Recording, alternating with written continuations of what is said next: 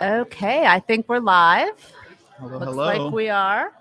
Um, so again, this is the last session of the day. We have three amazing people we're going to be talking to here.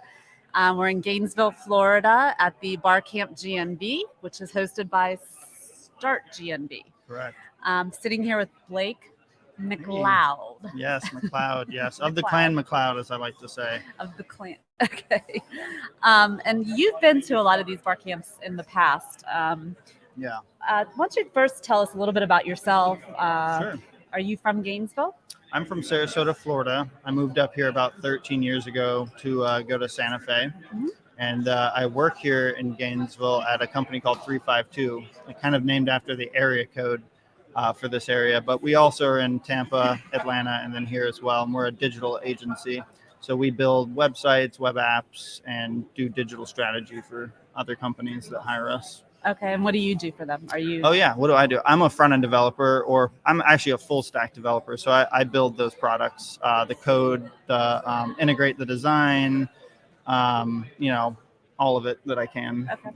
Earlier today, we spoke with Mike Herschel. He's Mr. a Herschel. front-end developer as well. And I think, are you part of that meetup group?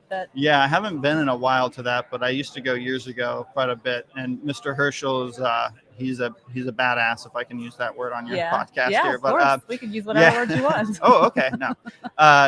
Herschel definitely is a community organizer here in Gainesville and has put together countless meetups, mainly around the front end community, but I'm sure he's involved in many others. And he also does similar work as I do. Okay. Mm-hmm. Very cool. And you were also a founder of a company, I hear? Oh, no, I didn't really found any company, but I did help start a product for a company that started. Yeah.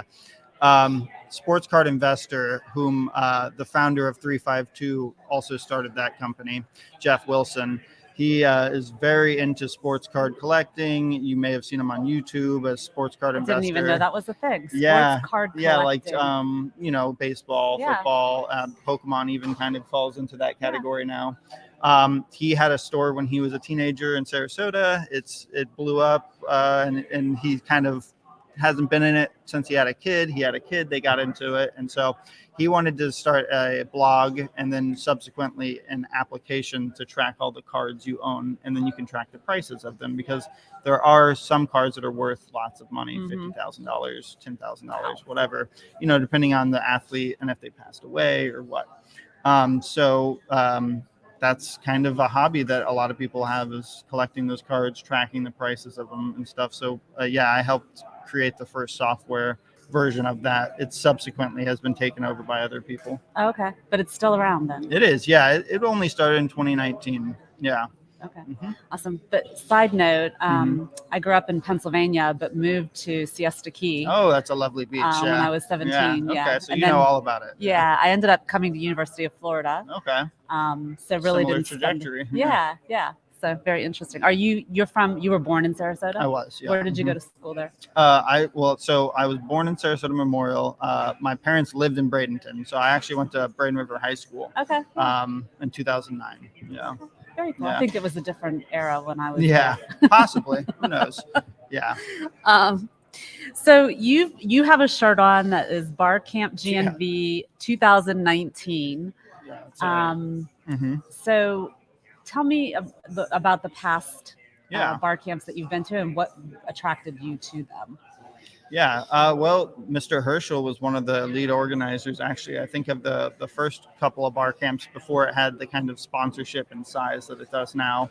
And he kind of turned me on to the idea of a bar camp, which is a loosely organized conference that lets people come and fill in on different time slots if they want to give a talk or attend any talk without having to pre-register, right? And so I may be explaining this to people who already know it, but yeah, it lets people who may normally never prepare for a talk or talk in front of people give a talk about any topic. So one of the first ones I went to, I remember someone did one on winemaking, and it was over at a UF building, and they brought some bottles of wine for us to try that they had made, and went through the whole fermentation. Was it good? Yeah, it was good, and it was red wine, and they had bought the grapes at Publix or something like that. Another one I had gone to probably in 2019 was another local community tech member, Duncan, had picked up photography and wanted to kind of share what that journey of learning how to capture photos with a real camera, not a digital phone. Right. So he had been going to the Sweetwater Preserve that's very close here. If you haven't checked it out, it's beautiful. And he was capturing incredible photos of fish being pulled from the water by birds or alligators, wild horses, and there's bison out there as well. And he would go every day and just capture incredible stuff. But he learned so much in that 6 months he was doing it about how to get a moving shot or with the sunlight, in this angle. So anyways, it was pretty fascinating. And those are kind of atypical talks because usually it's more tech focused because it comes from the tech people, the genesis of it. So it was born out of in Silicon Valley, actually, right? Right. Yeah. Yeah. Yeah. Do you know when that started out there? This is pulling it up my, but probably 2012, 2009, maybe. Okay. So it wasn't. It's not. I don't believe it has a storied history of 1980s onward. Right. It's kind of a newer thing, I believe. Yeah. Awesome. Have you ever given a talk at one? I have not. No. Do you ever? This is the most I've done. No.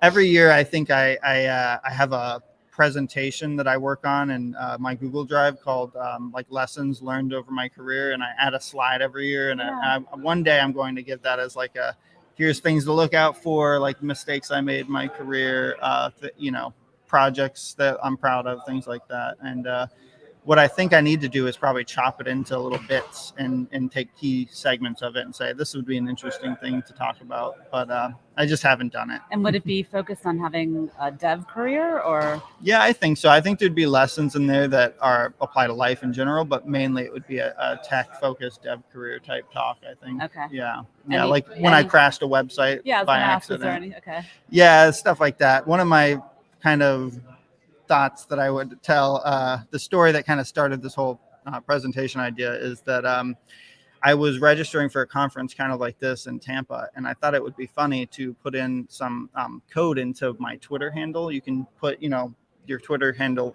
Blake McLeod, but I put in some code that said drop attendees. And so in code that would, if it worked, would delete everyone who registered.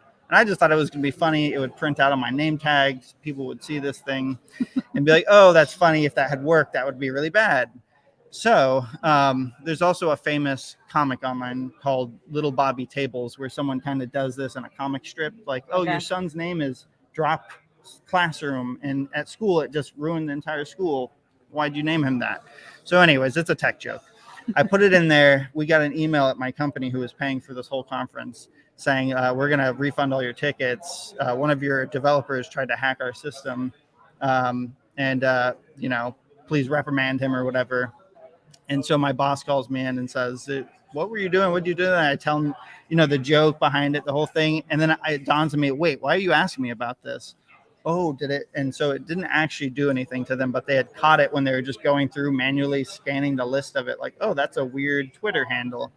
So they were kind of offended that I had done that, thought like, oh, he's trying to be a, butthead and drop our table. So luckily I was able to clear it up. I wrote them a personal email to the conference organizer saying like, I thought it was going to be funny. I had no idea the consequences it could have wrecked. I'm so sorry. I really do to this day feel bad. Sorry, Dan. But what happened is he said, that's fine. I understand. I get where you're coming from with it now. We just saw it and freaked out. So when I finally got to the conference, they let us come after all. I got pulled up on stage and had to apologize to everyone. And he in front of everybody. Was it a big conference? A couple hundred people, maybe 1,000. But yeah, and to this day, Dan gives me shit about it. So you're still at the same place that you? Yeah, I still work at the same company. So you didn't lose your job? I didn't lose my job. No, they knew I was a prankster, and they knew that what I was doing was a well-known joke. Like, oh, this is a funny thing. Yeah. No one should really let this code fall through. It would be a big security concern. Like, if I could do that, I could create all kinds of chaos across the world if people weren't checking for code and names. You know. Yeah. So, anyways, it was kind of like they should have known better, but I shouldn't have done something that could have cost them. And we both learned from it, basically. Yeah, to this day, when I do go to that conference, which hasn't happened much since the pandemic, but when we do go, they give me a lot of shit. You're infamous. Yeah, I'm infamous there as the guy who almost ruined the conference for everyone. So I'm like, but anyways, life lesson for my talk later. Yeah, there you go. I think next Don't year. mess around. Yeah. Yeah, maybe. Yeah, I think it's time. Yeah. Dan is he in? He's in Orlando. He works for I don't even know who he works for anymore, but he works. You don't work for him anymore. No, and Dan is the conference organizer. He was never my boss. Sorry, okay. yeah, I probably just telling it like everyone knows it, but yeah, Dan ran the conference. He works for another completely different company, and out of the goodness of his heart, which is what made me feel so bad, is he started his conference with his wife. His whole family puts it together. They bake and cook goods for you and put it on. So if I had ruined it, I would be a real asshole. So I felt really bad when I learned about that. But, at the time I was just like, it's any other conference. I'd been to other ones, and it's, a big corporate thing. No one pays attention to your Twitter handle. Yeah. So I thought I put that joke in there, and turns out that it affects real people sometimes. So good. That's a good lesson. A lesson for other people, the new people coming into this career. Be careful. So, yeah. Now you just gave them an idea, actually. Well, I'm sure they'll look it up and realize yeah, it's dangerous. Real people's jobs and lives are out there and are affected by what you do. So be careful. Gainesville. Have Yes. you've been here, you said, since 13 years. 13. Yeah. Okay. Yeah, 2012. So you came here for school, but then stayed. Yes. Yeah, exactly. Came here for school, got a job at 352 where I've worked ever since then. I've been there 11 years as a developer. Grown a lot while being there, for sure. Gainesville's great. It's got all the amenities that you'd want without having the traffic, which is nice. We may not have the concert type traffic that you get in Tampa or Atlanta, or the airport access, which I hear, those are my gripes. Struggle, the airport access, we don't get the bands all the time here, but we're the biggest city in this area, so we've got most things here, and the springs are incredible. The nature is incredible. The history of the land's really cool. I love Florida, being from here. I do miss Sarasota, but it's really grown down there. There's a lot of people. Yeah, definitely. I'm in St. Pete now, and that has I love St. Pete too. That's where that conference was in St. Pete. There you go. Front end conf. Yeah, St. Pete is great. Yeah. Well, I appreciate you stopping by and telling us a little your story, and we'll look forward to hearing your talk next year. All right. Yeah. I'm putting it on the board for you for next year. Okay, good. Yeah. I need some accountability, so thank you. I'm going to hold you to it. All right. Nice to meet you. Nice to meet you too. Thank you. Right, take care. We'll be right back.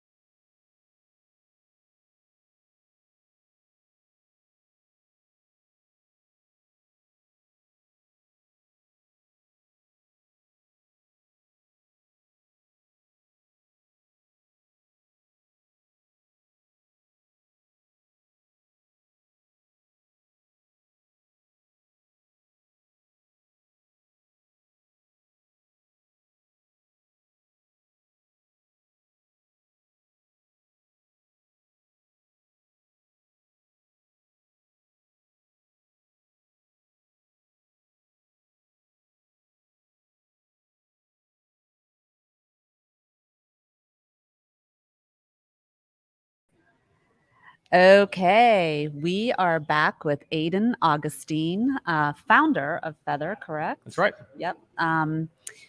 And we're going to be talking about the startup community in Gainesville. One of my and favorite a little topics. bit about your story and how you ended up coming to do what you're doing. So why don't you introduce yourself to the audience? We're here once again, we're here at BarCamp GNV, hosted by startGNV. Alrighty, so I'm Aidan Augustin. I'm the co-founder and chief revenue officer and president of Feathr. That's a lot of roles. Yeah, they just keep accruing.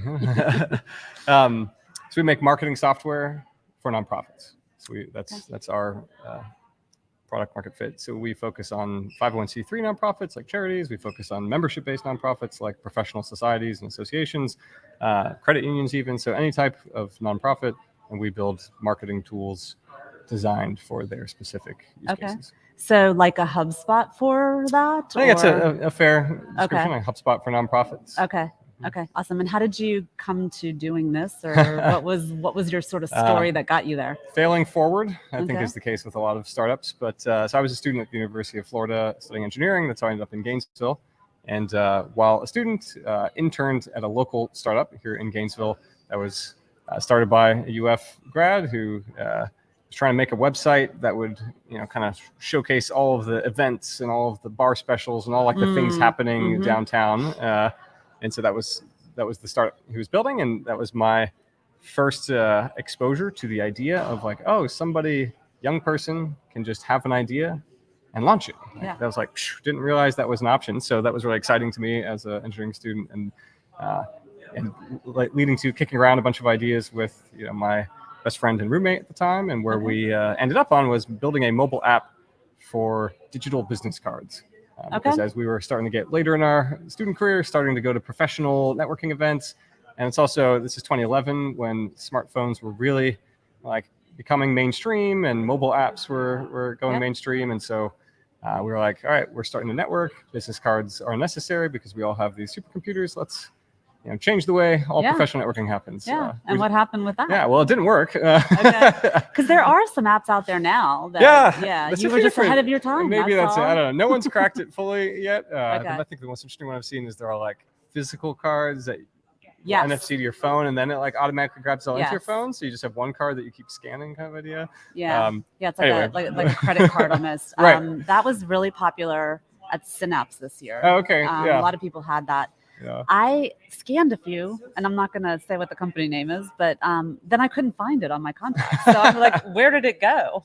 Essentially enough, what we were trying to solve for was partially that. It was not just about getting the info into your phone. It was automating the follow-up process. So we were trying to make an app that would not just send the digital contact info, but also like automatically send a Twitter follow or a LinkedIn connection request, set a reminder, draft a follow-up email. So it was what our observation was with paper business cards or with other digital contact info was that you get the stack of cards and you do nothing with it, or even you get the digital contacts saved in your phone and you forget and can't find them. So we were trying to solve for that next step. Anyway, this is 8+ years ago at this point, and it didn't work. But that led us to, hey, a lot of networking takes place at conferences and at like business events. Maybe we should kind of rein the vision in and just try to improve networking at events. So we started partnering with conference organizers, and that kind of led us to backing our way into building custom branded conference apps. So that was kind of like chapter 2 of Feathr, was building. We had like one same app product, but we would essentially white label it over and over again and stick it into the app store with the branding of whatever conference was. So in this case, it would be the startGNV BarCamp 2023 app. Powered by Feathr. So that was chapter 2 of Feathr, was cranking out all these mobile apps for different conferences, and it had attendee networking features and speaker bios and schedule and all the normal stuff that if you go to a conference, they have an app. So we kind of backed our way into building conference apps that just happened to be like attendee networking focused. So that was kind of the loose thread from chapter 1 to chapter 2. And was it called Feathr the whole time? It was, yes. So the name has Where did that come from? Birds of a feather flock together. And we were trying to improve networking and helping people connect with each other. So so the And name has stuck. The brand has tech-forward stuck. founder that you are took out the E at the end. That was a lot cooler in 2011 than it is now. Yeah, like Flickr and Tumblr were at their peak, and like every Web 2.0 startup was doing that, and that went out of style like right after we decided to do that. It seems. Now it's retro. Yeah, you don't really see that often anymore, but and we thought we were cool at the time. Yeah, vintage. There you go. It's like classic Coke. But I guess to bring it in for landing, the last pivot and what led to the modern era of Feathr was realizing that so many of these conferences were run by nonprofits of various types, like professional societies, trade associations, chambers of commerce, other types of maybe like professional-oriented not-for-profit organizations. And those orgs had a wide set of like digital needs, let's just say that. And particularly we ended up honing in on like digital marketing, online communities, promotion, engagement of their audience throughout the year, particularly orgs that had a membership base. It's not just about get them to come to the conference, it's about get people to join as a member and get the members to participate in other programs that the nonprofit ran throughout the year. Or you think about like a 501c3 charity, they have donors, they might have like a big gala or a big walkathon or a big benefit concert, but how do you get people who come to those types of events to become repeat donors or to become volunteers, to stay engaged with the nonprofit throughout the year and across multiple years? And our observation was that most nonprofits were not yet adopting many of the digital marketing best practices that were quite common in the business world. Whether it was things like social advertising or marketing automation and emails to different segments like segment-based marketing and even just using website analytics more impactfully. So things like that. And so that's what led to the modern era of Feathr. So one thing led to another. The first two, kind of failed forward into something that now has taken off. So that's awesome. We're now at about 125 people. We've raised a couple rounds of venture capital. I was going to ask you, have you gotten funding or has it been? Yep. So we're Series B plus, I guess, would be our stage. So we was Series B a couple of years ago, and that same group has done a follow-on. And growing. Mostly sell to US-based organizations, or are you global? Or? So in the earlier days, interestingly enough, we actually expanded globally maybe too early, and then we have since reined it back. So we do have international customers, but overwhelmingly we've chosen to refocus on the United States over the last 4 years. What were the challenges? Was it language challenges? Or? In some cases, but also, even just time zone, right? And if we did not, open an office elsewhere, meaning we basically had East Coast time, and we would stretch it a little bit, but it was very difficult to align in terms of customer service, whether that's from a support standpoint or from a account management standpoint, even from a sales standpoint to get those customers. And for a while, we were trying to travel to Europe regularly to participate in industry conferences and such there to have a presence, but that's expensive and time-consuming. And there's just fortunate to live in a country that has such a large domestic market. You don't need to go. So it didn't make business sense. And so we still support the customers that we have abroad, and once in a while we'll get referrals, but we have overwhelmingly focused domestically. So I'm curious, what is different about a nonprofit or 501c3 from a marketing perspective and the tools that you have to provide them versus what they could get from HubSpot or something like that? Yeah, there's a lot of different things. So, the use cases are quite different. It's more about... So getting somebody to part with money, let's focus on charities for a second, right? So getting somebody to part with money as a donation is quite different than a sale. It's an action that doesn't make very much rational sense typically, right? And so the way that you would cultivate that relationship, or the way you would try to get someone through that marketing funnel, it's just a different set of marketing activity that would lead to that. And then also, once someone donates once, that's not the end of the story. So how do you keep a donor engaged? How do you get it likely for them to increase over time? And so there is just a different set of practices around it.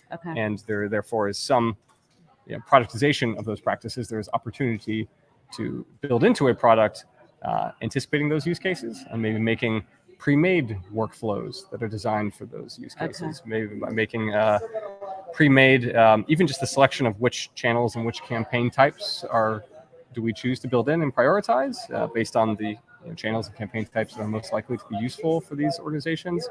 What other industry-specific tools do we integrate with, right? So the tech stack of a charity and the tech stack of a professional association are very different than the tech stack of a B2B SaaS company, right? So integrating with the donor management tools or the membership management tools that APIs they have. And things like that. So I could get into more, but those are some of the...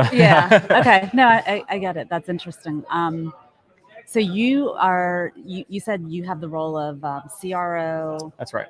President, I think, and it was founder. How do you balance all of that? And you're starting to be a pretty large size organization. How did you kind of get to what you're doing today and your role in the company, and what have been the challenges? Well, first off, I have a great co-founder and we have a great relationship, which over time, we have each had different roles, both in terms of title, like there was in the earlier days, I was the CEO and now he's the CEO, in terms of which departments roll up to me versus to him. And so by having, such a great partnership and relationship, you can address the ever-changing needs, to your point, right? At different stages, it has made more or less sense to structure the company differently, and which departments, are more aligned than others. And so it has been a living, breathing thing, but also we've built up an excellent leadership team around us, which is great. And so as the company's grown, so much less is in our direct hands anymore, right? We have department heads for every department, and so that was a significant change over the last few years to have that structure in place of every department. And so anyway. And did you take a very purposeful approach to how you wanted to structure the company, and how, like, what kind of values, or do you guys, like, what type of founders are you? I would say we have certainly been the model of constantly learning and improving as we go. So sometimes I like to say we reserve the right to get smarter. So things change a lot at Feathr and have changed a lot over the years. And so in that sense, it's not like we came in having, very purposeful, like everything's mapped out. We already know the way we want to run this. I started Feathr while an undergrad student, so we have very much learned as we have gone over now it's been 11 years. So there's quite a bit of learning and experience that has come with that. But it's been a constant evolution. And as much as that comes from us personally, learning and evolving as leaders, and then, as the needs of the business have also changed doing so. So it's not like we came in with a plan and a management theory that we've enacted. That said, I would say we're a pretty progressive workplace. We have a 4-day work week. We're very remote. Have you friendly. always had 4 day? Or that's no, we more implemented recent? that actually during the pandemic. So the first implementation came as in the early pandemic time. We basically had to make a choice whether to lay off 20% of the team or reduce pay. And we chose to implement a 4-day work week with reduced pay at first. That was where it originated from, because we wanted to keep the team. And it wasn't full 20% across the board. The lowest paying roles had no reduction in pay. The highest paying roles in leadership had a more significant one. But on average, it was 20% reduction of pay. And we made it a 4-day work week. And as you might not be surprised, it was so wildly popular that as we, rebounding from the early pandemics, were able to go back to 90% pay and then go back to 100% pay, we decided to try it. We said, let's see if we can keep the 4-day work week. The company goals as a venture capital-backed startup are obviously still quite aggressive. Let's see if we can continue to hit those goals and rearrange priorities and find other efficiencies in people's time, because we're not like a 4 10-hour days type of 4-day work week. So it is, we're not explicitly like it's get the a work 32-hour. It's more get the work done. But I would say most people work 8 to 9 hour days, 4 days a week, and that's it, right? So it's not like 10 hours a day every day. Most people do not have to work extra or on Fridays. And if you need to, that is part of the deal. We would expect individual roles. You have whatever your metrics are or whatever your responsibilities are. And if those ebb and flow, or if you're behind, we would expect someone to find the time on their own time to do so. But Friday is the weekend.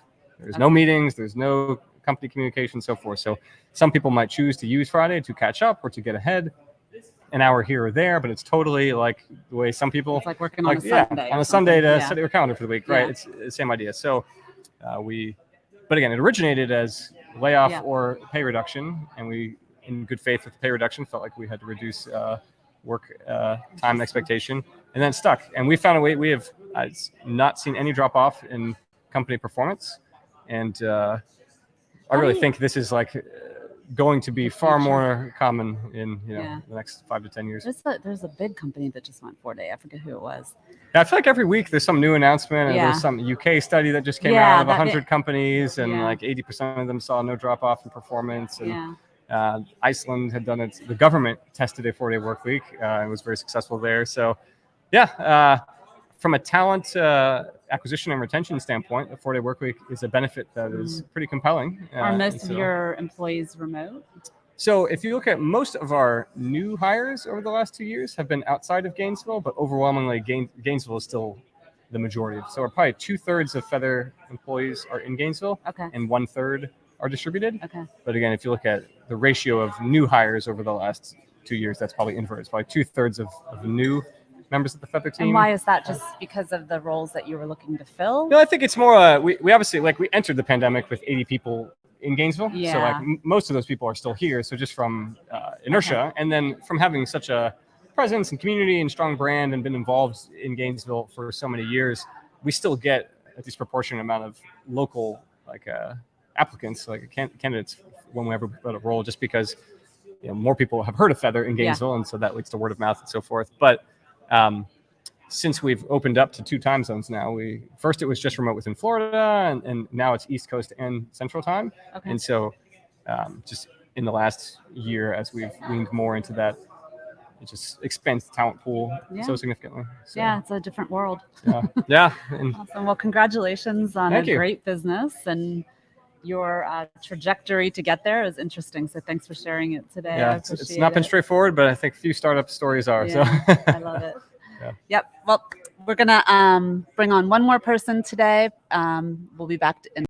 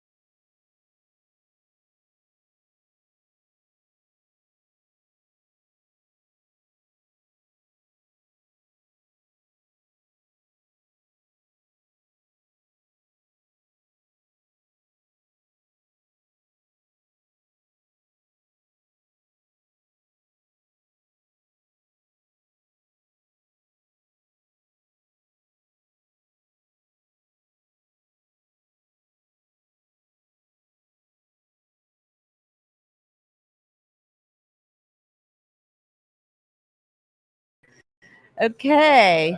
Am I Yes, you are live. distance enough? I think so. Yeah, I think you should be good as long as you speak loud enough. Sometimes the background information gets in the way. We're here with Dan Teteak today. He is our last interview of the day. It's lucky you. Yeah. Lucky audience. As I mentioned before, we are at the Growth MVP. That's the name of my company. We are at the BarCamp GNV, which is being brought to us by startGNV. And it is what they call an unconference. I'm calling this an unpodcast because we just met briefly. We know nothing about each other, but we're just going to talk and find out a little bit more. And you get to be a fly on the wall for the conversation. I'm new to the BarCamp. This is your first year? Yeah. A coworker or ex-coworker friend of mine called me up and said, "Hey, have you ever done this? Do you want to be a speaker?" And I said, "Yeah, sure." I haven't done it, and I wouldn't mind being a speaker. So. And did you speak already? Yeah. Okay. Yeah. And what company are you with? I'm with Feathr.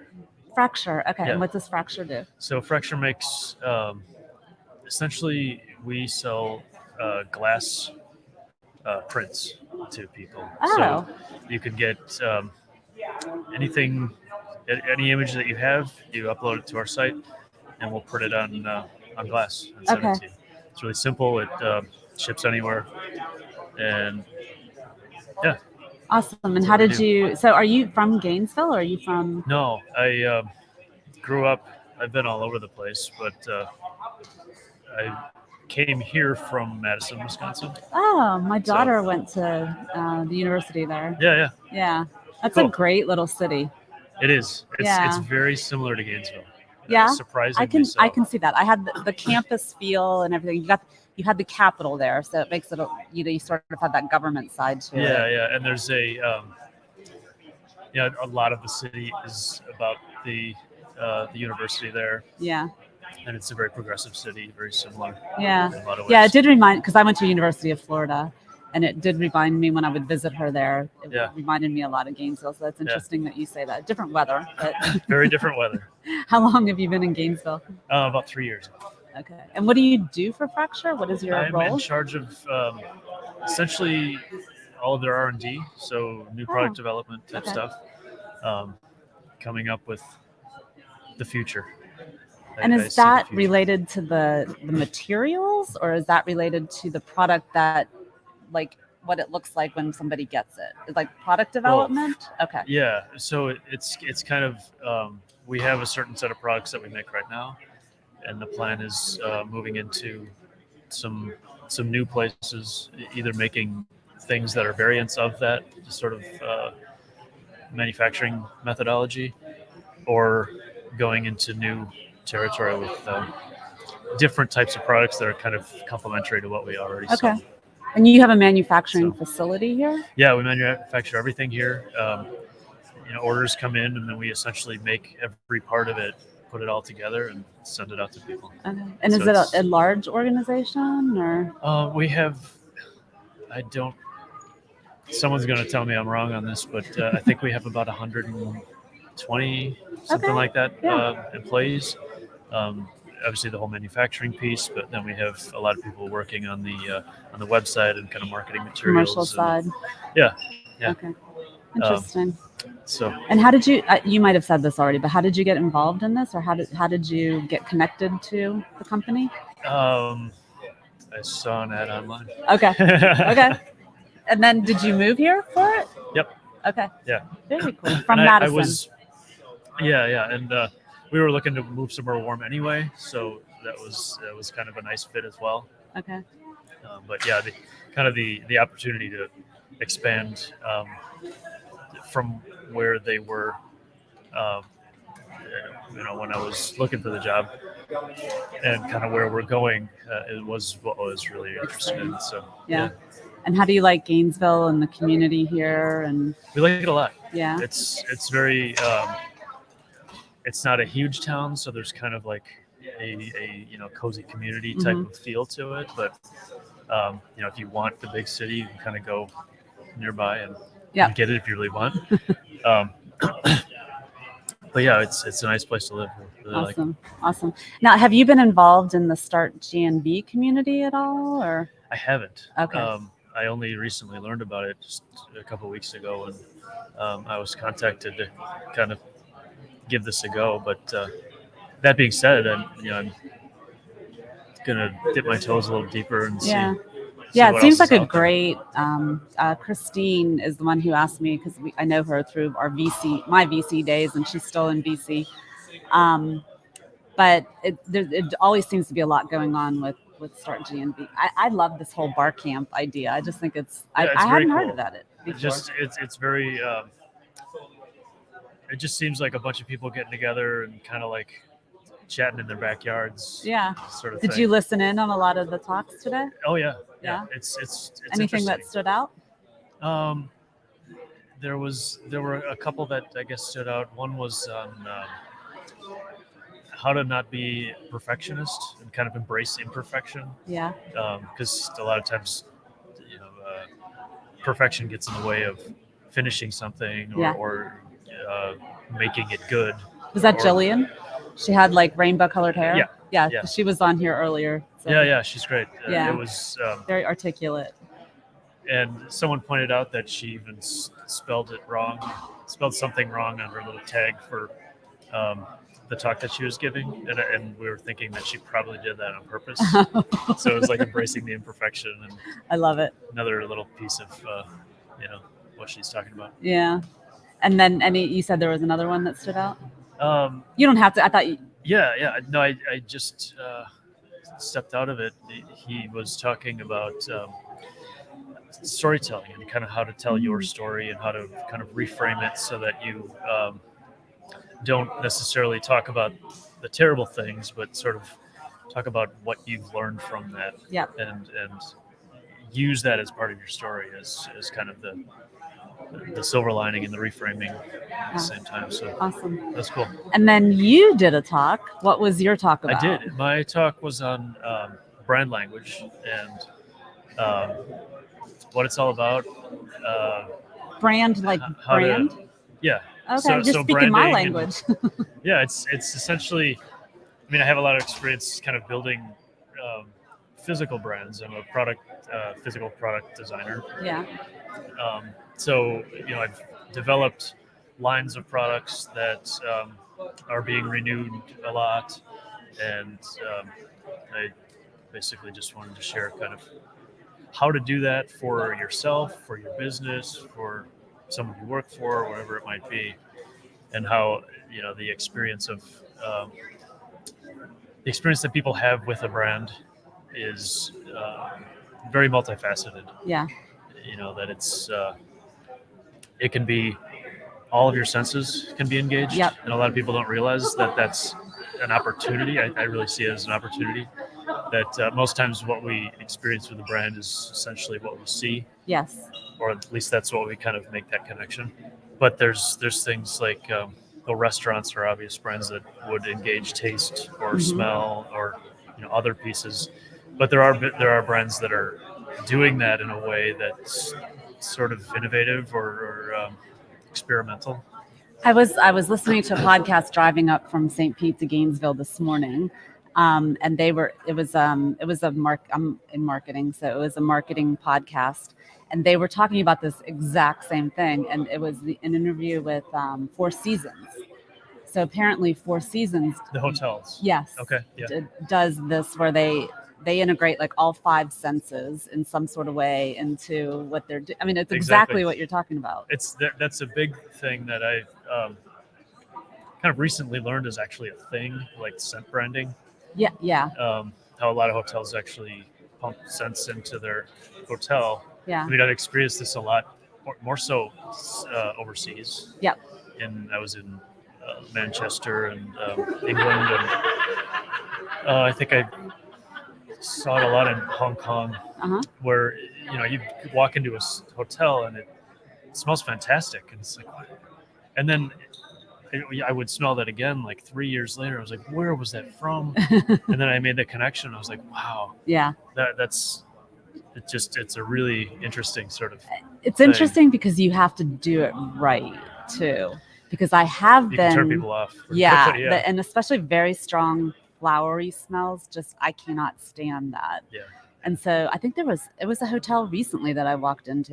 Can't in Tampa somewhere, and I was just like, I can't even stay in here anymore. So yeah, Yeah, it can be very polarizing. Yeah, And there's systems that they use to kind of like get a little bit of scent out, but not overpower things. Yeah. I constantly to this day still think that Starbucks does that they do more than just the coffee, that they pump some kind of Oh, smell you think so? Okay. to create this brand experience of every time you walk into Starbucks, it always smells like super coffee. Yeah. I don't know how they do that. Yeah, that's like, true. Is it possible to make your space smell that much like coffee? Or Never really thought about that. Are you sprinkling fairy dust in the air? So I guess, yeah, so there's smell, there's sound, right? So different types of maybe music or other types of sound that they're pumping into there or at a restaurant or there's touch, there's kind of the experience of interface, even with like if you get a flyer in the mail and it has kind of a soft touch feel, or it has like a embossed or something like that. I mean, that's a texture that you can start to connect with a brand. Even obviously when you're clothes shopping, you're feeling everything and making sure that it's going to be comfortable and that it's kind of something that you can engage with. So it comes in. So when you're doing R&D for Fracture and you're looking at, are you considering all of these sorts of things? I mean, it doesn't seem like you would have sound necessarily or that experience. Yeah, like some of that might not necessarily be the case, but if you look at like the website, maybe we have sounds that kind of are pleasing when you drop something in the cart or that kind of thing. Yeah. Like you can bring in pieces and you can start to build a little bit of a brand language around sound. That's interesting because there was another podcast I was listening to. They were talking about somebody who had this as their job. Like they were a consultant for people and it was like if you think about Netflix or whatever, a Hulu, when you bring up the logo on your TV and the sound that kind of you know exactly what it is at some after some point. So that's interesting. I mean, there's work around that. As a from a branding perspective, I like the way that you integrate the product. Like thinking about the product as the brand as well. Mm-hmm. Like for me, the product is. I don't think about that first all the time. It's like, how do people feel? The end result kind of thing. Yeah. So it's holistic. It really is. I mean, it's one good example I use is Audi, the car brand. They are so deep and pervasive in their sort of definition of all the pieces of their brand experience, from the look of the showrooms. They literally have everything sort of spelled out that the showroom should have this kind of shape on the outside. It's using this. So all the architectural features, the experience of like taking your car to service, of being in the car, obviously, but also when you go on their website, they have spacing between the cars has to be X amount. That if you're showing the car in motion, it has to follow this speed curve. I mean, it's ridiculous the amount of sort of definition that they've given all of these pieces. But they also want that brand to be very defined. They want it to be very recognizable. So you go in a showroom in Australia, and it's the same as a showroom in Florida. Doesn't matter. And so do you know, like, get that experience. Who owns that? Do you know? Like at a company like Audi, who owns that, making sure that brand is consistent across the world? Yeah, typically it's the design wing. Okay. Usually it's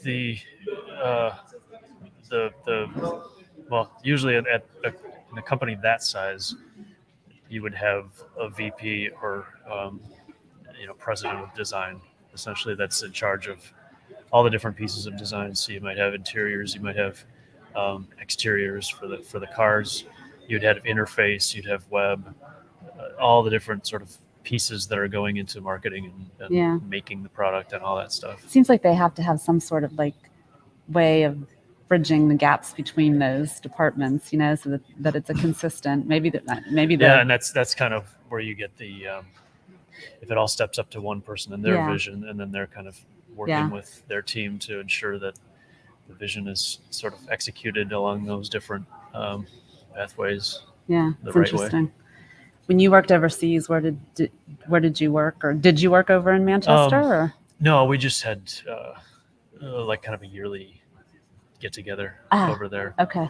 So I went there a few times, and then I had gone to Japan and China a few times as well. Okay. Mainly to meet with vendors at that point. And in a similar industry or a different industry? I was working for a company that we essentially made shavers and hair straighteners and blow dryers and stuff to deal with your hair. Okay. Either style it or cut it. Okay. And when you did product design for them, Yeah. And are colors involved in that decision at all? 100%. Yeah. Especially with more women-focused products. I have no idea. Like the hair styling products, you're looking at very specific sort of color trends and making sure that we're kind of connected to what people are seeing and what people are expecting, and trying to kind of be on the forefront of maybe not defining those. It's we weren't really cutting edge in terms of that expression. Yeah, but capturing what's happening at the time. Yeah, reflecting what's out there in fashion and those types of industries where that people are looking for color influence and that sort of thing. So I met a guy once on a plane, and this is long time ago, and it's always stuck with me. His job was to it was for a bike company. I can't remember which, like Schwinn or something like that. Yeah. But to pick the colors that would be coming out, like for bikes that year. Yeah. That was his job.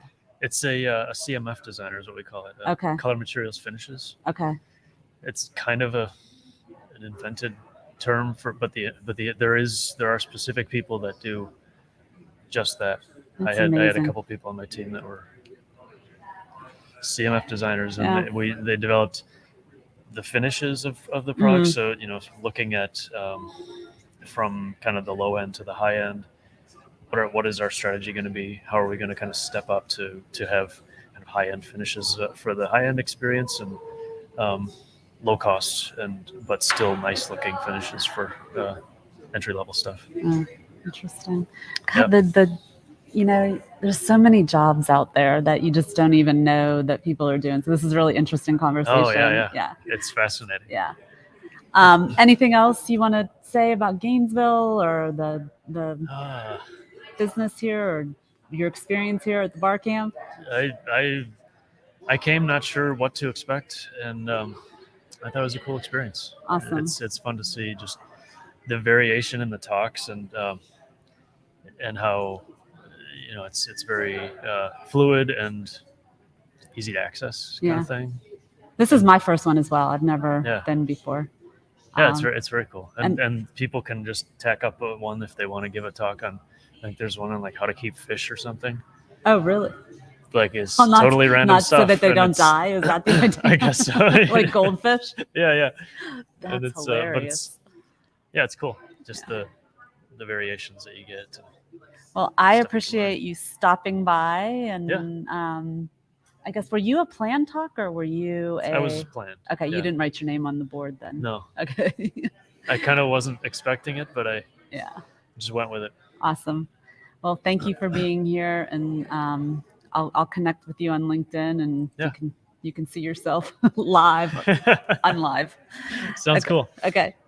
Okay, that's the end of Growth MVP's LinkedIn Live at this event.